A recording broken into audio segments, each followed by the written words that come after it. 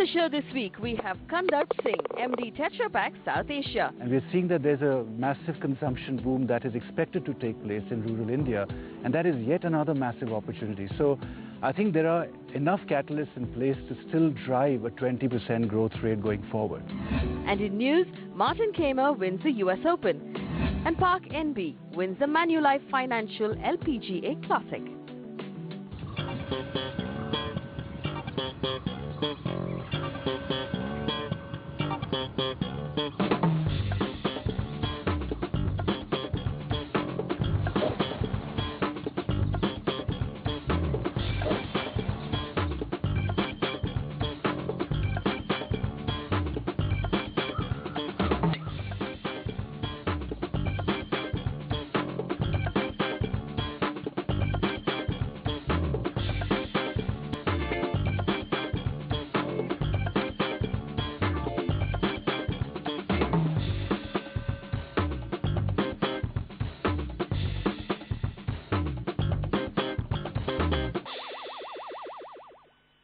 Lovely tee off, Kandarp. Thank you.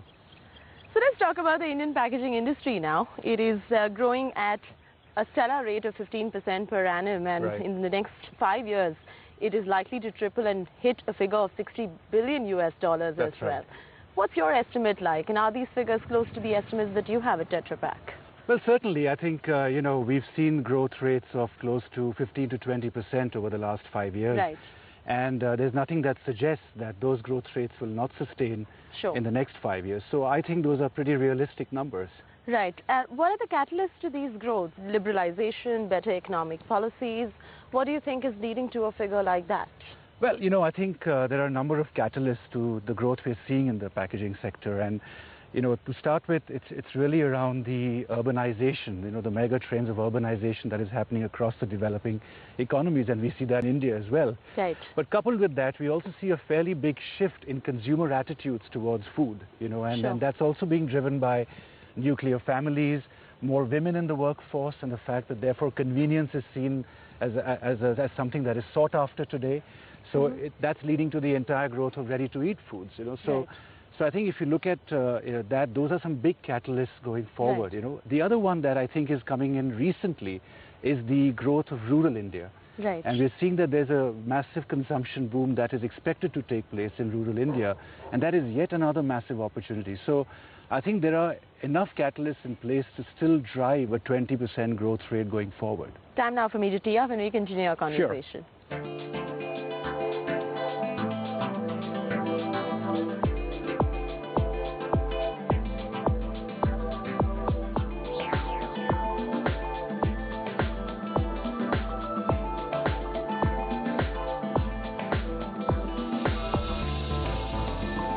That's better. Nice shot. Thank you. That was clean. Thank you. So how has Tetra Pak's growth really been in the processing business? Yeah, in the both the processing equipment business has been also a very, very strong growth in the last 5 years. We've seen a huge investments being made across the dairy and beverage sector. Right. So we're looking at, in fact, the last 3 years, we've seen a 50+% growth CAGR in our equipment business, which is a fantastic lead indicator because it actually tells you that the industry is building capacity for the future. Sure. And that's a great sign. And we see that this growth is going to continue. We see a very strong pipeline of projects that we are bidding for with many of the key players in both the dairy and beverage sector. Interesting. As far as the machinery is concerned for packaging materials as well, we are seeing that we are importing a lot from Germany and Italy. But now I guess the focus is now shifting towards countries like Korea and China. Could you throw some light or opinionate on why this is happening? I know you're into packing materials, sure, but we'd love to know why this is happening. Well, we work with machinery as well. Okay. And of course, like in most industries, there is, of course, a shift in manufacturing base from the developed world to the developing world. And that's likely to continue, because of course of obvious reasons of a lower cost, right, and therefore being more competitive, right, and also being able to cater to the emerging markets that are demanding much more affordability sure, than ever, right? So I think that trend is likely to continue, but of course I think Germany and Italy still have a very strong base, and I do not see that going away in the near future, because they are seriously upholders of quality, you know, and you get still the best quality equipment from some of those countries, and the quality standards are next to none.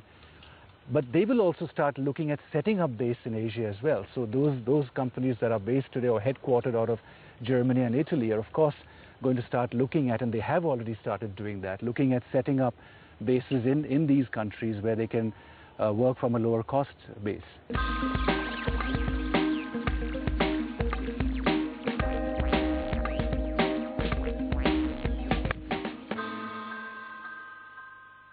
The per capita consumption of packaging materials in India stands at $15 versus the rest of the world standing at $100. But why is that phenomena existing? Well, you know, I think it's not just the per capita consumption on packaging. I think in most categories, per capita consumption is actually much lower than if you compare to many of the developed world, and even China for that matter, where consumption has boomed. I think to a large extent it's to do with the fact that India is still largely rural. You know, and the rural part of India is still to quite some extent underserviced, you know, and whether products are not being able to reach those areas, whether it's in terms of availability or affordability, on both those counts. So I think, you know, there's a large unorganized sector as well that exists in the overall food industry, right? Almost 75% is either unorganized or small and medium enterprises. So it's only about 25% of the industry is organized. And I think that's what needs to change to be able to drive consumption further, you know, and in tune with what's happening at the consumer level. Because the consumer trends are not only restricted to urban India, I think they will also play out in rural India as well in the coming decade. In the coming decade. So, you know, it's an interesting point that you brought out. We will touch upon this point about how the consumer trends are reaching out to rural India in the next one decade as well, and the problems that we face today in India as far as food chain supply logistics is concerned. But take a break. We will see you on the other side and discuss this.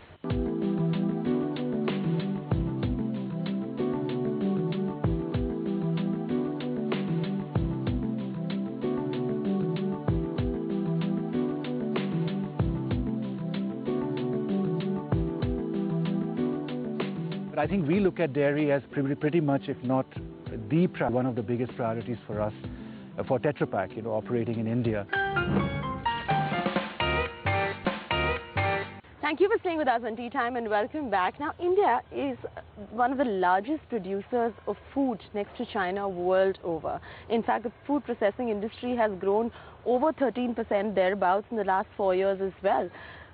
Do you think India's potential somewhere as far as food is concerned is largely remaining untapped by players like you at the moment? And there is more potential going forward to be tapped, which you all haven't been able to, considering you even spoke about the proliferation into rural areas as well, which has not happened now. Oh, absolutely. I think without a doubt, you know, we have a long way to go. You know, considering the fact that there are many products, whether it's milk, mangoes, bananas, pulses, where India is #1 in terms of production. There are many others like sugarcane, tea, wheat, where we are #2. So we are right up there in terms of production and quantities. However, there are very big challenges in terms of bringing that produce into the consumer's hands, you know.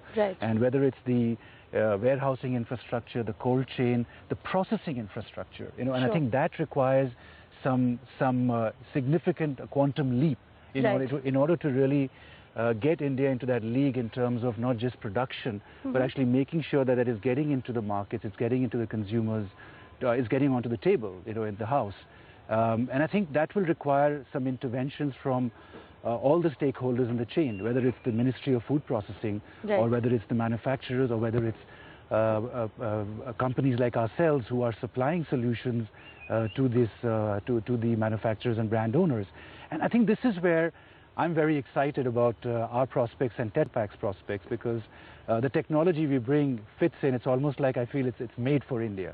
Interesting. Let's continue our game and we continue talking.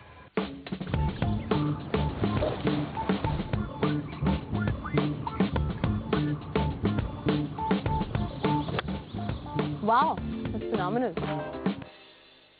So let's talk about your estimates for the dairy segment. I believe that's one of the reasons why Tetra Pak decided to enter India.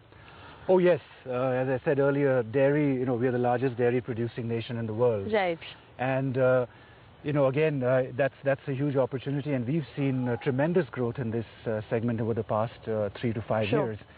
You know, it is close to 130 million metric tons, you know, which is massive. You know, the nearest market that comes next to it is probably half of that amount. Right. So it's a huge opportunity, and yet, of course, there are challenges as well. But I think we look at dairy as pretty much, if not the priority, one of the biggest priorities for us, for Tetra Pak, you know, operating in India. And, you know, going with the urbanization, the lifestyle changes, we are seeing that there's clear adoption of milk that we are packing in Tetra Pak packages because of the fact that it packs nutrition and it gives you safety. There is no adulteration. It's tamper-proof. So there are a number of things that are working in favor. But I have to also say, very interestingly, something that I feel very, very good about and passionate about, which is about reaching out beyond urban India. And what we've done over the past years is working in conjunction with our partners, with our business partners and our customers. We've tried to develop solutions that are trying to reach into interiors of India and even into parts of India that are milk deficient with smaller packaging, whether it's 100 ml or 200 ml, priced below 10 rupees, that make it more affordable, but more importantly, I think accessible. Because when you go into some of these parts, whether it's in the south of India or northeast of India, you see that there's a large swathes of population that are not even having access to milk, you know, because it cannot reach them. By the time it gets there, it gets spoiled. Right. And that is why with our packaging and our technology, which has a long shelf life, you know, you can transport across the country, you know, or you can export out of the country. So, so I think they're extremely bullish on milk. Let's go over your work environment a little bit. How much of these manufacturers play a role in the way you package these products, or how much do you play a role in the way they are manufacturing this product? Yeah, well, I think, you know, if I would sum up in one word, I would say it's symbiosis. You know, I think we really have a symbiotic relationship with our customers and our brand owners. And in that, we actually do a lot more than just be a packaging supplier that says, okay, here's a package, place an order and we'll supply it to you. How many trucks do you want? I think we spend a lot of time with many of our partners in identifying the trends that are panning out over the next 5-10 years, not just what's happening today. We partner with them a lot, doing a lot of consumer research, talking to consumers, really working out what really is going to change. And for instance, let me give you an example. Right. So some years ago when we said, okay, look, we've got a huge opportunity in milk, and we're seeing some very good traction in that, but it's only coming through the big metros and the urban areas. Right. If we want to go deeper in the pyramid, we've got to find something that is more affordable and that has got the functionality, may not have the shelf life, but maybe something that is just good enough for that consumer. And we went through a lot of research, we went through a lot of product trials, and today, you know, we've launched the carton pouch, which we call Tetra Fino, primarily in the south of India, with 200 ml and 100 ml packages, and they're growing exponentially. You know, they've really started to reach out to consumers that have not had access to liquid milk. So that whole process is a process of discovery. You know, it's not about us saying, well, here's what worked in another part of the world, why don't we try it in India? Of course, some of that is true. Being a multinational, we of course will try and do that. You can't adapt to a cookie-cutter approach. Exactly. We're very clear on that we have to do something that is made for India. And there are some good examples out there. As I just mentioned, the 100 ml packages, the 200 ml that we've launched with great success. That comes straight from the consumer.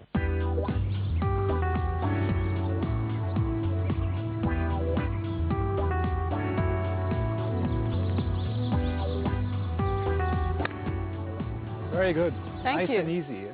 Thank you. Thank you so much. On that note, it's a good time now for us to take a breather right here on Tea Time. We'll remain in conversation with Kandarp and discuss a little more in detail about the Indian packaging industry. Take a break. We will see you on the other side.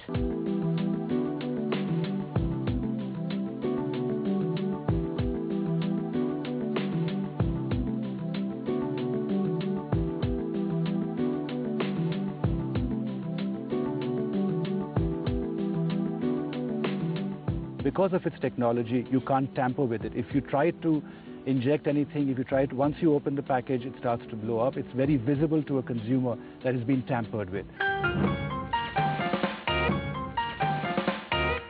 Thank you for staying with us on Tea Time and welcome back. Now, the government of India is foreign direct investment policy, along with the revised investment guidelines, has facilitated more equity infusion into the agricultural and food processing sectors as well, which has resulted in a compounded annual growth rate of about 37% thereabouts. That's the industry estimate. That's but right. I think players and manufacturers like you are thinking that this is a bit of an overestimate given by the industry.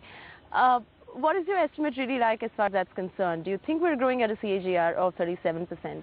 Well, you know, CAGRs are CAGRs. It's, I guess what you've also got to factor in is that 11 and 12 were pretty tough years for FDI in this sector. So 13 has seen a bit of quite a big jump actually, and that's also created this CAGR of 37%. You know, I think with all the interventions that have been made, it could be slightly lower. I think it's very difficult to pin a number to it. If we look at the kind of growth rates we're seeing in the industry in general, we're talking about 15 to 20%. So my guess is more that a 20 to 30% CAGR is realistic to look at over the next 3 to 5 years. Going forward. Going forward, okay. That's right. What are the global trends that will dominate this industry going forward? Well, I think global trends when it comes to food packaging or food processing are going to be around some clear themes, you know, which is, we mentioned before, the food safety is one clear theme, nutritional quotient, the fact that health and wellness is going to become very important, not only in the West or in the developed world, because people say that's due to the aging population, but we also have a significant aging population in markets like these. We're talking about access being very important. How do you bring products to the market, the channels you use, the kind of retail structure that will develop over the years. I mean, we see a massive growth in e-retailing. You know, nobody has looked at from a food perspective, but I think that that's another very interesting opportunity. Even for B2B players like you? I think, well, I think more from a B2C perspective. Yes, so I think from a B2C perspective, so people will buy food online. I think it's inevitable. It's happening in other parts of the world. All right, so let's talk about the large unorganized sector in this country today. Somewhere along the road, do you realize this as an opportunity or a deterrent at the moment? Oh, certainly, undoubtedly an opportunity more than a deterrent. I think this is something that is unique to a market like India today, and probably does not exist in too many other geographies around the world. I mean, the size of the unorganized sector, for instance, in dairy, almost 2/3 of the sector is still unorganized today. You know, I think the opportunity is massive because this sector requires solutions that are tailored for to address the gaps that they face today, be it on infrastructure, how do they scale up to an industrial level. And that is where some of the interventions we referred to earlier will make a big difference, you know, because I think for me, I do not believe that it will just happen as a natural transition from unorganized to organized. I mean, if you look at it 3 years ago or 10 years ago, unorganized was still fairly significant and continues to be so. Now, we may choose to get frustrated about it and say, oh my God, why is this? And you know, this is the reason I can't grow. But I think we should force ourselves at all levels in the value chain, be it the ministries, be it us as producers or suppliers, to look at what is needed to ensure that that sector becomes more efficient and productive going forward. Right. In terms of technological advancements in your sector as well, aseptic packaging you mentioned earlier, how much of it really is a boon, and can we dwell on that technology a little bit, and how is it going to help us in the future? Very well, you know, aseptic packaging technology, it has been one of the breakthroughs when it comes to food. When you look at it was actually labeled as one of the breakthrough innovations of the 20th century, you know, in the packaging industry. And I think given the features of aseptic packaging, which is essentially you're able to process a product, kill the bacteria, you know, without affecting its nutrients or the quality of the product. And then you're able to package in this 6-layer packaging, which allows it to remain as it is for anywhere between 6 months to 12 or 18 months, depending on what you're packing inside. And more importantly, because of its feature, because of its technology, you can't tamper with it. If you try to inject anything, if you try to, once you open the package, it starts to blow up. It's very visible to a consumer that has been tampered with. Secondly, very importantly, despite the fact that it provides long shelf life, you do not need to add any preservatives. So there is nothing required to be added, which is something that people generally tend to associate with anything that has long shelf life. You know? And I think that's what makes this technology very exciting. All right, on that note, let's finish our game. Come.